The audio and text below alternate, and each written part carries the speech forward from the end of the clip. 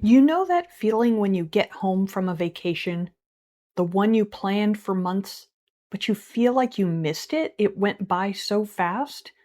You wrote the itinerary, you made the reservations, a list of all the sights to see, and you did all of it.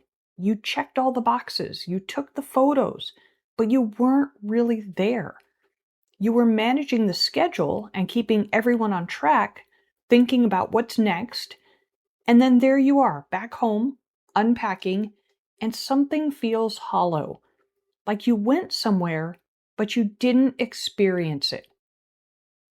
Or maybe it's a bigger picture. You're in the middle of one stage of your kid's life, but you're so focused on the next milestone, the next stage, when they'll sleep through the night, when they'll start school, when things get easier, that the stage you're actually in just passes by. And one day you look up and it's gone. I spent a lot of years like that, and I didn't even know I was doing it. I thought I was committed. I showed up. I did the work. I planned. But I was doing it from the outside looking in, watching myself move through it rather than actually being in it. Today, we're talking about that difference. The difference between going through the motions of your life and actually being inside it, living it, and experiencing it. I'm Suzanne Arjona, and this is Life on Your Terms, where human design meets bold truth and permission to be real. You've played the role, you did what was expected, and now it's time to show up as you.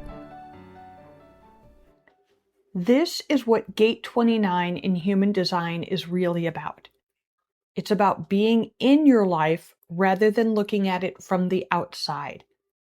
The gate of perseverance. The abyss is what some systems call it. And I know that sounds alarming, but it's not about drowning. It's about depth and what becomes available to you when you stop skimming the surface of your own life. Gate 29 lives in the sacral center. And if you know anything about the sacral, you know it's a pure life force energy. It's the energy of response, of doing, of staying. And when the sacral is lit up and engaged, you go, you commit, you see things through, and that's just how it's wired. But Gate 29 specifically is about commitment to the experience, not commitment to the outcome. And that's where we often get tripped up.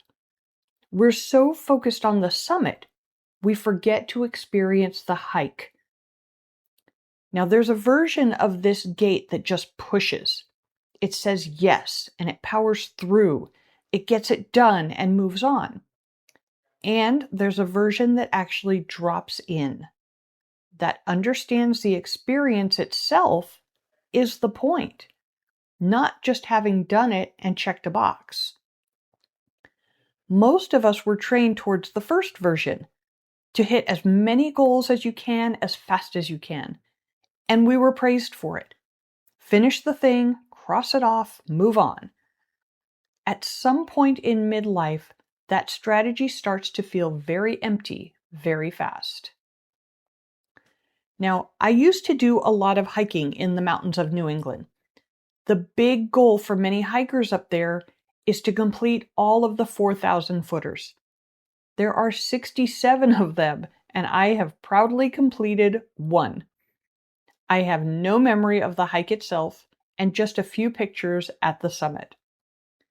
Now, some fellow hikers used to comment that I couldn't keep up. And really, I couldn't keep up with some of them. It always felt like a race to them. And when I tried to keep up, I missed out on the views, the wildlife, the whole experience of the hike. I'd see the summit, and that was all I'd remember. So mostly I stuck to the smaller mountains, taking my time and enjoying the experiences. I have tons of pictures and memories to show for that.